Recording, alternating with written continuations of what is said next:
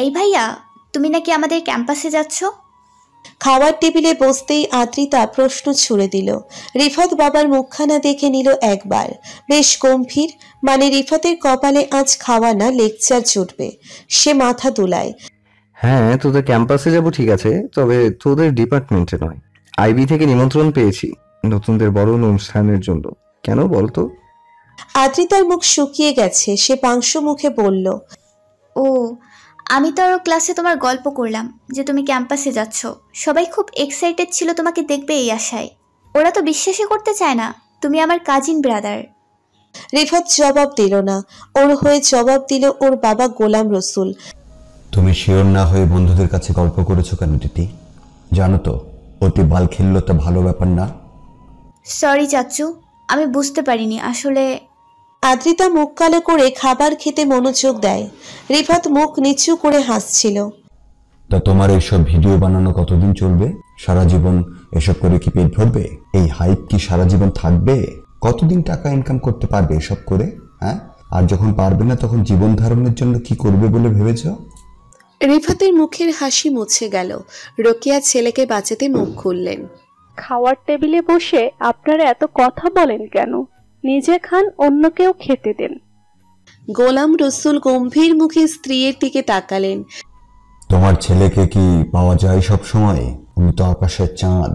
ওনার দেখা পেলে আমরা ধন্য হই। কতবার বলছি অফিসে আয়, নিজেদের ব্যবসাটা বুঝে নে। না, উনি ইউটিউবার হবেন। গালিব তো আছে বাবা, আমি না বসলে কি সমস্যা? রিফাতের কথায় গালিবের গলায় খাবার আটকে গেল। রোকেয়া পানির গ্লাস এগিয়ে দিল। গালিব এক ঢোকে গ্লাসের পানি শেষ করে।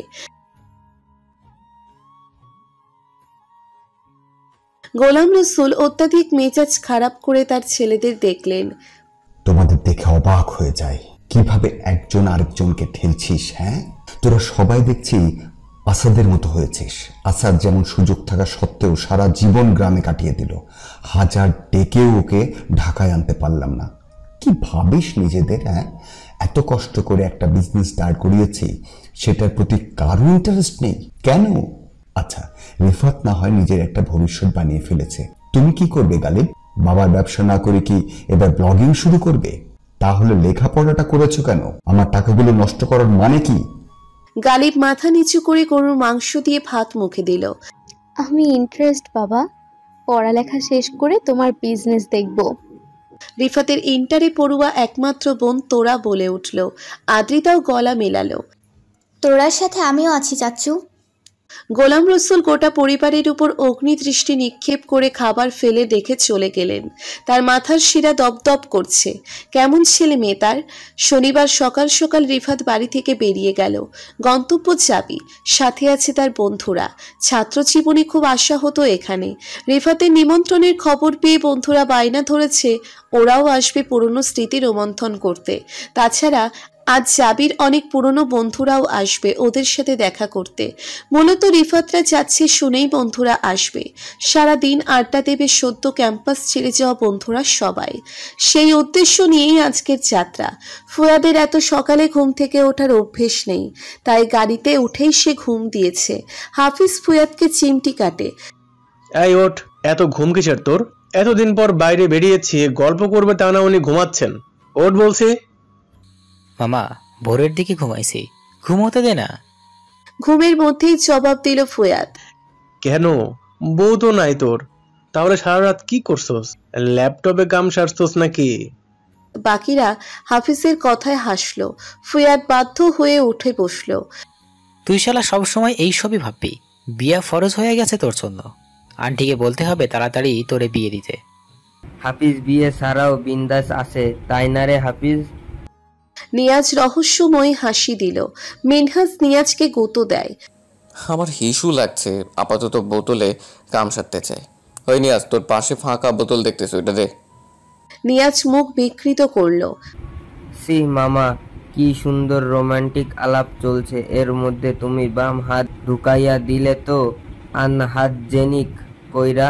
তুই খাওয়ার আগে হাত ভালো মতন ধোস। তোর খাওয়ানোর ভিডিও দেখলে এমন খালি মনে হয় তুই বাথরুম কইরা হাত না ধুয়ে খাইতে বসছিস। ইয়াক। আবারও হাসির রোল। রিফাত গাড়ি চালাতে যেয়ে হিমশিম খাচ্ছে। ও ধমকে উঠল। এই তোরা থাম, এরকম করলে অ্যাক্সিডেন্ট করবো তো। বেশ কিছুটা পথ মৌন গেল ওরা। এরপর হাফিজ জানতে চাইল, রিফুর ভিডিও আসছে না অনেকদিন ধরে, কি ঘটনা রে রিফু? তোর নেক্সট ভিডিও কবে আপলোড হবে? জানি না রে, সেরকম মজার টপিকস পাচ্ছি না, পেলে তো ভিডিও দেখতে পেতি। বলতে বলতে মনটা খারাপ হয় রিফাতের। আসলেই কিছুদিন ধরে কন্টেন্ট পাচ্ছে না সে। অজানা কারণে ভিডিও বানানো হচ্ছে না। ও তো মনে মনে ভেবে রেখেছে আজ জাবিতে গিয়ে কন্টেন্ট খুঁজবে, তবে সে কথা আর বন্ধুদের সাথে শেয়ার করলো না। বিশেষ অতিথি হিসেবে মঞ্চে ডাক পাওয়ার আগেই সারপ্রাইজ হয়ে গেল রিফাত। শোভা শেখ নামে যে মেয়েটা তসলিমা ডাস্টিনের এমন ভেঙে চুরে কেউ ভালোবাসেনি আগে। আবৃত্তি করলেন তাকে অবিকল মেঘার মতো লাগে রিফাতের কাছে। আশ্চর্য বিস্ময় দিয়ে শোভাকে দেখে রিফাত। আবৃত্তি শেষে তুমুল করতালির মধ্য দিয়ে মঞ্চ থেকে নেমে শোভা যখন নিজের জায়গায় যাচ্ছে, নিজের অজান্তেই রিফাত ডাকলো ওকে। Megha, is that you?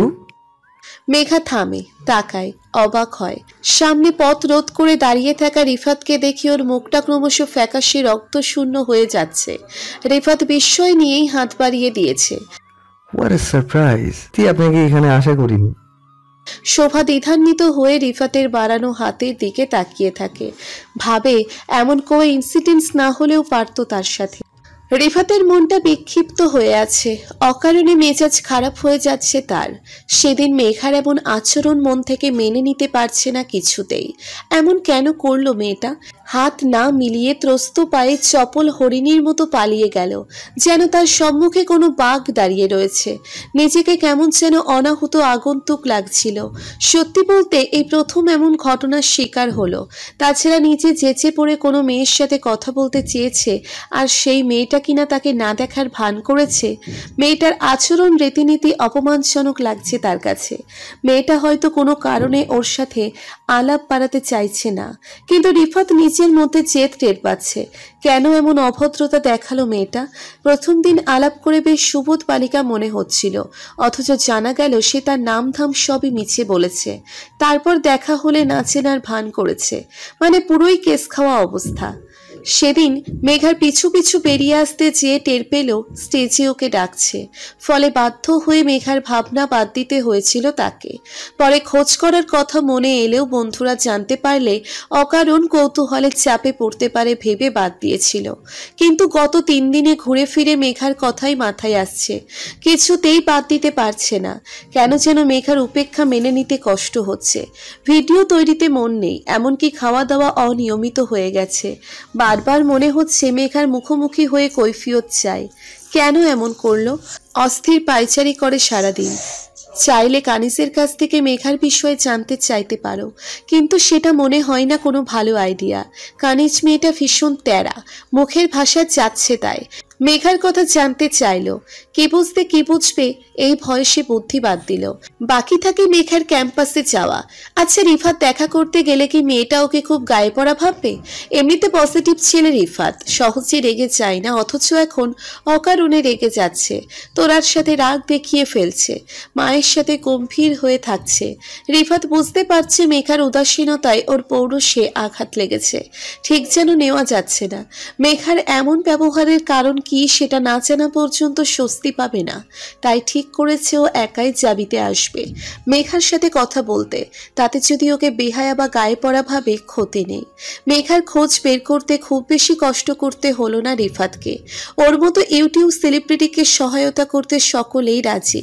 একজনকে ডেকে বলতেই সে মেঘাকে ডেকে দিল। মেঘা আসার ফাঁকে রিফাত লুকিং গ্লাসে নিজেকে দেখে নেয়। সিল্কি চুলগুলো ব্যাক ব্রাশ করে শার্টটা আরেকবার প্যান্টের মধ্যে গুছিয়ে নিল। সবচেয়ে পছন্দের কালারের শার্ট পরে এসেছে আজ।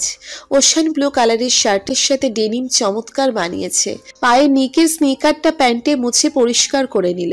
এমনিতেই উজ্জ্বল ফর্সা রিফাত, ব্লু কালারের কল্যাণে আজ আরো ফর্সা লাগছে। নিজের উপর সন্তুষ্ট হলো রিফাত, এর চাইতে ভালো দেখার কোনো প্রয়োজন নেই। আপনি কি আমার খোঁজ করেছেন?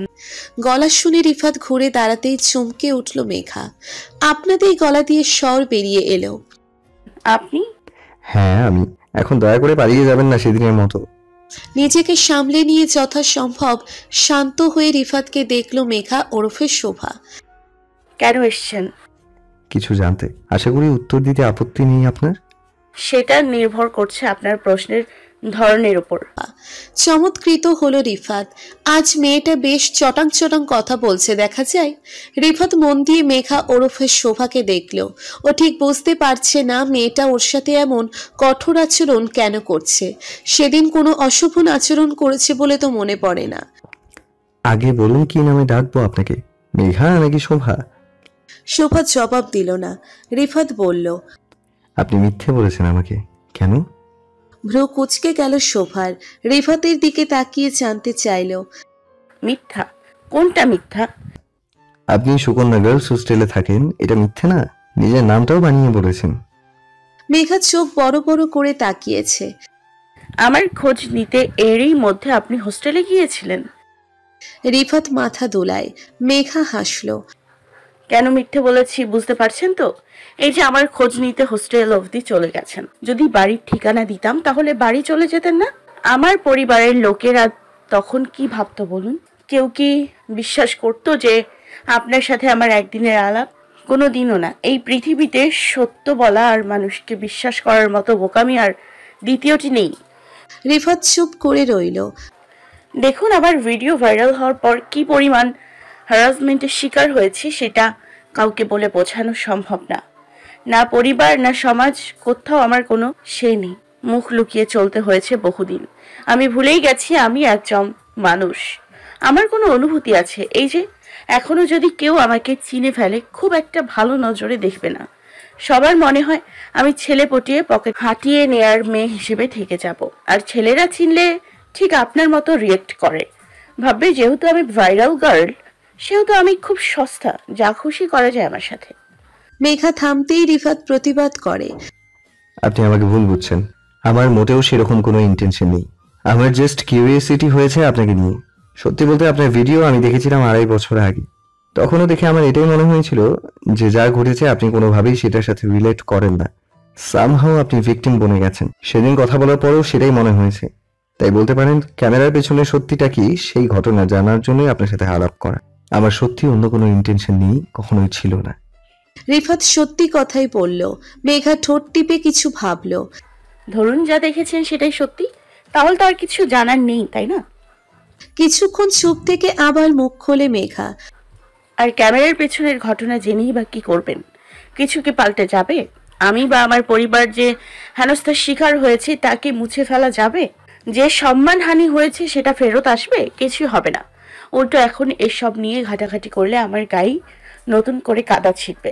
যারা এই ঘটনা ভুলে গেছে তাদের নতুন করে মনে হবে, আমাকে লোকে নতুন করে চিনবে। আবারও সেই আলোচনা সমালোচনা হবে আমাকে নিয়ে। বাকি কারোর কিছু হবে না। আমি আবারও সেই একই ট্রমার মধ্যে দিয়ে যেতে চাই না। প্লিজ এত উপকারী চিন্তা করবেন না। মেঘা হাত জোর করে অনুরোধ করল। রিফাত হাসল। তার মানে সত্যি আপনি ভিকটিম ছিলেন? মেঘা থমকে গেল। নিশ্চুপ থেকে রিফাতকে দেখছে। রিফাতের কথার চালে জড়িয়ে গেছে দেখে মেজাজ খারাপ হচ্ছে। সে কি সারা জীবন বোকা রানী থেকে যাবে নাকি? উল্টে ঘুরে হাঁটা ধরল মেঘা। দৌড়ে ওর পিছু নিল রিফাত। আবারও পালাচ্ছেন? সমস্যা কি আপনার? কথা শেষ না করে হাঁটা ধরলেন কেন? আপনি প্লিজ চলে যান। কথা বলতে চাই না আপনার সাথে। কেন? আপনার সত্যি জেনে যেতে পারি এই ভয়ে? রিফাতের কথার মেঘা হাঁটা থামায়। রাগত দৃষ্টি নিয়ে রিফাতের দিকে তাকালো। তারপর আবার হাঁটতে শুরু করলো। যা ভাবেন তাই, কিছু বলার নেই আমার। রিফাত দৌড়ে মেঘার সামনে দাঁড়িয়ে গেল। যদি কথা না বলেন তাহলে কি করব জানেন? নতুন করে আপনাকে ভাইরাল করব। আপনি কি তাই চান? আপনার পরিবারের লোকজন নিশ্চয়ই এটা ভালোভাবে নেবে না। মেঘা স্থবির হয়ে দাঁড়ায়। অসহায় দৃষ্টি হেনে বলল, কি চান বলুন তো? পিছনে পড়ে আছেন কেন? সত্যিটা জানতে চাই। আসলে কি ঘটেছিল আপনার সাথে? এর ফলে কি পরিবর্তন এসেছে আপনার জীবনে? এত আগ্রহের কারণটা কি? আমার ঘটনা নিয়ে আপনি কন্টেন্ট তৈরি করবেন তাই না? এই আক্রমণের জন্য প্রস্তুত ছিল না রিফাত। মেঘা ঠোঁটের কোণে তাচ্ছিল্যের হাসি দেয়। এমন আচরণ আশা করিনি আপনার কাছে। অন্তত আপনাকে বাকিদের থেকে আলাদা মনে হচ্ছিল। সে আপনিও দেখা যাচ্ছে বাকিদের মতো। আসলে কি জানেন, পৃথিবীটা এমন হয়ে গেছে, সবাই নিজের বাইরে আর কিছু। শেষ করতে পারে না মেঘা ওরফে শোভা। রিফাত ওর মুখ আটকে ধরল। সব সময় নিজের মতো ভেবে নিয়ে আপনার মানসিক সমস্যা দেখা যাচ্ছে, তবে আপনার ভাবনায় বাধা দেব না। সে আপনি যা খুশি ভাবতে পারেন। এটা একটা ব্যাপার কি জানেন, আপনার সাথে যদি অন্যায় হয়ে থাকে তাহলে তার প্রতিবাদ করা উচিত। ওই যে বলে না, অন্যায় যে করে আর যে সহে দুজনই সমান অপরাধী।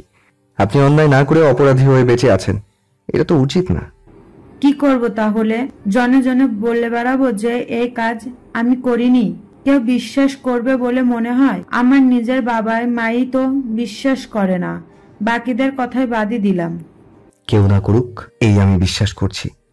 এ কথা শুনে মেঘার রেগে থাকা মুখটা বদলে যায়, মুখের টান টান হয়ে থাকা পেশিতে ঢিল পড়ে। তাতে পৃথিবী বদলে যাবে না, ইনফ্যাক্ট আমার জীবনেও কোনো পরিবর্তন আসবে না। আপনি প্লিজ এবার আসুন। শোভা এবার হাঁটার গতি বাড়িয়ে দিল, পিছু ফিরল না একবারও। রিফাত দাঁড়িয়ে থেকে ওর চলে যাওয়া দেখল। মেয়েটার মধ্যে এক ধরনের তেজ দেখা যাচ্ছে, যেটা সেদিনও বোঝেনি। এই তেজটা মেয়েদের সম্মানে আঘাত লাগলে তৈরি হয়, ধৈর্যের চূড়ান্ত সীমায় পৌঁছে পড়ে জাগে। এই মেয়েটা অনেক দিন ধরে ব্লেমিং এর শিকার হয়ে অত্যাচারিত হয়েছে, এখন হয়তো আর সহ্য করতে পারছে না, যার ফলে নিজের উপর মিথ্যে আর অবিশ্বাসের খোলস মুড়ে দিয়েছে। এই ভাবনাটাই ওকে শোভার প্রতি দুর্বল করে তুলছে। রিফাত ভাবছে এই মেয়েটাকে কোনোভাবে সাহায্য করতে হবে, ওর জীবনের প্রকৃত সত্যিটা সকলের সামনে আনতে হবে, আর এই কাজটা ওকেই করতে হবে। যে করেই হোক কাজটা ও করবে। সকাল সকাল কানিজের ফোন পেয়ে বেশ অবাক হলো শোভা। খুব জরুরি না হলে কানিজ তাকে বিরক্ত করে না। কিছু কি হয়েছে? কানিজের মুখ ভীষণ পাতলা, কোনো বিষয় মন মতো না হলেই বিশ্রী ভাষায় কথা শোনায়, তাই পারতপক্ষে ওকে কেউ ঘাটায় না। শোভা ভয়ে ভয়ে ফোন তোলে। হ্যালো কাজিন আপু, কেমন আছো? তোর কি হয়েছে? সবাই ঠিক আছিস তো? ঠিকই তো আছি আপু, আমার কি হবে? সেদিন রিফাত আমাকে নক দিল কেন? আমি তো মনে কর আসমান থেকে পড়ার অবস্থা। সামনাসামনি দেখা হলেও এই ছেলে আমার সাথে জীবনেও কথা বলে নাই। ইনফ্যাক্ট ওরা সবাই আমাকে খারাপ মেয়ে জানে, দূর থেকে আমাকে নিয়ে গসিপ করে। ওরা নিজেদের ইন্টেলেকচুয়াল আর আমাকে কাপড় বেচনেওয়ালি বলে। সেই ছেলেই কিনা নিজে থেকে আমাকে নক দিছে, ভাবতে পারিস? শোভা নিশ্চুপ হয়ে রইল, ভিতরে ভিতরে ঘামছে সে। কানিজ গলা নিচু করল। তোর কথা জানতে চাই শোভা, কি ঘটনা বলতো? আমি জানি না আপা, সত্যি জানি না। সেদিন অনুষ্ঠানে নিজে যেচে আলাপ করতে এলো, গাড়িতে লিফট দিল, এই পর্যন্তই। ভার্সিটিতে দেখা হওয়ার ঘটনা চেপে গেল শোভা। কেন চেপে গেল নিজেও বুঝল না। কানিজ দীর্ঘশ্বাস ফেলে। শোন শোভা, রিফাতের বাপের বেশ টাকা পয়সা আছে, সামাজিকভাবে অবস্থাপন্ন ওরা। এই ছেলে হয়তো শখের বসে ইউটিউবিং করে। এদের থেকে দূরে থাকিস বোন আমার, ওদের সাথে আমাদের যায় না। এরা হয়তো 2-4 দিন তোর সাথে ঘুরবে বেড়াবে, সবার কাছে জাস্ট ফ্রেন্ড বলে পরিচয় করিয়ে দেবে, আর আড়ালে লুতুপুতু করতে চাইবে। কিন্তু সময় হলে ঠিকই বাপের পছন্দ বিয়ে করবে। কাজেই সাবধান, তোর জীবনে কেচ্ছা যা হওয়ার একবার হয়ে গেছে, আবার এমন কিছু হোক তা মোটেও চাই না। সেটা তোর বা তোর পরিবার কারো জন্যই ভালো হবে না। এরপর কিছু হলে তোর বাবা সহ্য করতে পারবে না শোভা। শোভার নিঃশ্বাস বন্ধ হয়ে আসে, চোখের কোণে জলের আভা।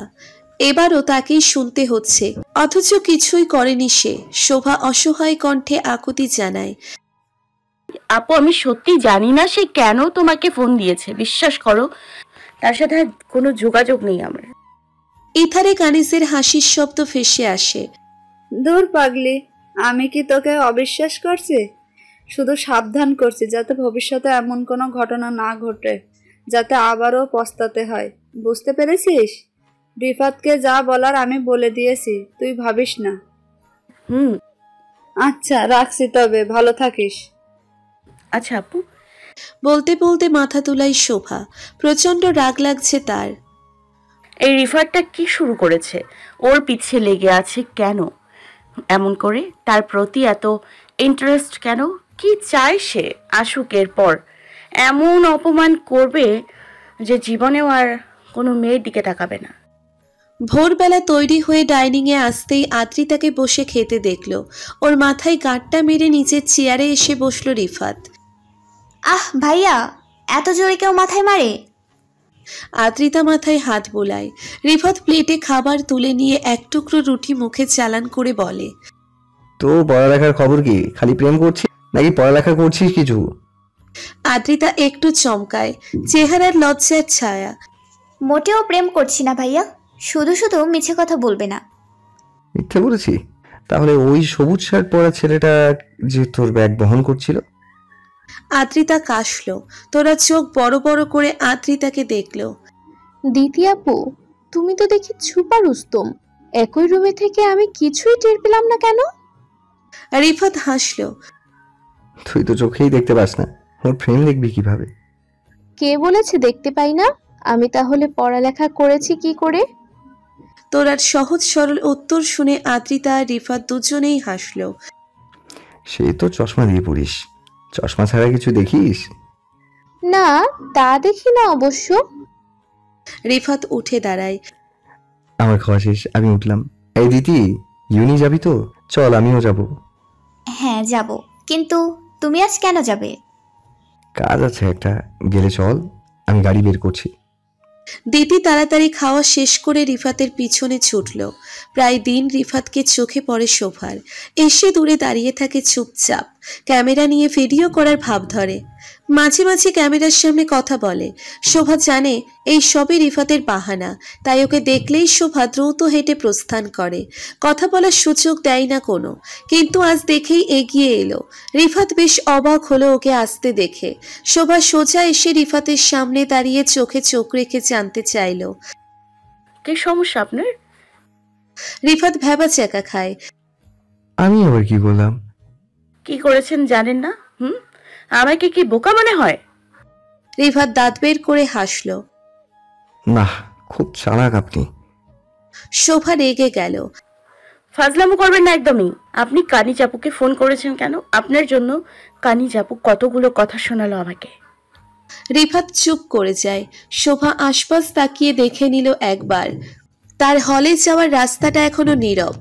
সে সাপের মতো ফনা তুলে হিস হিসিয়ে বলে, এখন চুপ কেন? কথা বলতে পারছেন না? কেন ফোন করেছেন কানি জাপুকে? কতবার বলেছি আমার পিছু ছেড়ে দিন, কথা কানেই তুলছেন না। বখাটে ছেলেদের মতো পিছে পড়ে আছেন। কত মানুষ চেনে আপনাকে, কেউ না কেউ দেখে ফেলবে না? কয়দিন পরে ক্যাম্পাসে কানাকানি শুরু হবে, হয়তো কেউ ভিডিও করে ছেড়ে দেবে। আর আমার অতীত যদি কেউ জানে তাহলে আরেকবার নতুন করে আলোচনা শুরু হবে। তারপর কি হবে ভেবেছেন? রিফাত উত্তর দেয় না, মাথা নত করে দাঁড়িয়ে থাকে। শোভা হালছাড়া গলায় বলল, কি চাইছেন বলুন তো? আপনি কি চান আমি পড়ালেখা বাদ দিই? রিফাতের চোখ অনবরত ঘুরছে চারপাশে। তাকে অসহায় দেখালো। আসলে সে নিজেও বুঝতে পারছে না কেন শোভার পিছনে পড়ে আছে। কারণে অকারণে চাবির ক্যাম্পাসে চলে আসছে, এমনকি চোখের বসে কানিজকে ফোন করে ফেলেছে। পরক্ষণেই মনে হয়েছে ভুল করেছে সে। এখন শোভার মারমুখী আচরণ দেখে লজ্জা লাগছে তার। যত যাই হোক, তার একটা ইমেজ আছে। শোভা যা বলছে তা মোটেও ভুল নয়। তাছাড়া বন্ধুরা জানলেও ভীষণ বিব্রত হতে হবে। তুমি আমার সাথে ঠিকমতো কথা বলো না বলেই আমি বারবার আসছি। সেদিন তো ঠিকই কথা বলে আমার সাথে, অথচ এখন দেখা হলেই না চেনা ভান করছো। কেউ আমাকে অ্যাভয়েড করলে আমি নিতে পারি না, আমার কি দোষ? দেখুন, আমি এই মুহূর্তে এমন কোনো কাজ করতে চাই না যাতে কোনো প্রশ্নের সম্মুখীন হই। মন দিয়ে পড়ালেখা করতে চাই, অন্য কিছুই নয়। বুঝতে পেরেছেন? এখানে আসা বন্ধ করুন, আমার দুজনার জন্যই ভালো হবে। আপনি বুঝদার মানুষ, আশা করি আজকের পর এই নিয়ে আপনাকে আর কিছু বলতে হবে না। রিফাত মাথা তোলায়, মন খারাপ করে গাড়িতে উঠে বসলো। গাড়ি স্টার্ট দিয়ে শোভার দিকে তাকালো। আমি তোমার ফোন নাম্বার পেতে পারি? খুব প্রয়োজন হলে ফোন দিলাম। শোভা আর দাঁড়ালো না, হন হন করে হেঁটে চলে গেল। রিফাত সেদিকে চেয়ে থেকে গাড়ি ছাড়লো। মেয়েটা এত কঠোর কেন? এই বয়সে এতটা কঠোরতা মানায় না মেয়েদের। মিডটার্ম এক্সাম শেষে প্রায় 3 মাস পরে বাসায় এসেছে শোভা। যদিও আসার ইচ্ছে ছিল না, ভেবেছিল হলে থেকে ফাইনালের কিছু পড়ালেখা এগিয়ে রাখবে, কিন্তু মা কয়েকদিন ধরে ঘ্যান ঘ্যান করছিল বাসায় আসার জন্য। বাধ্য হয়ে শোভাকে বাসায় আসতে হলো। বাসায় আসার পর অবাক হয়ে লক্ষ্য করলো ওর মা বাবা আর ভাই বোনকে বেশ হাসি খুশি দেখাচ্ছে এইবার। ঘরে নতুন পর্দা চলছে, ড্রয়িং কাম ডাইনিং এ সুন্দর এক সেট সোফা দেখা যাচ্ছে, বিছানায় নতুন চাদর। শোভার ভালো লাগছে, আবার মন খানিকটা খারাপও লাগছে।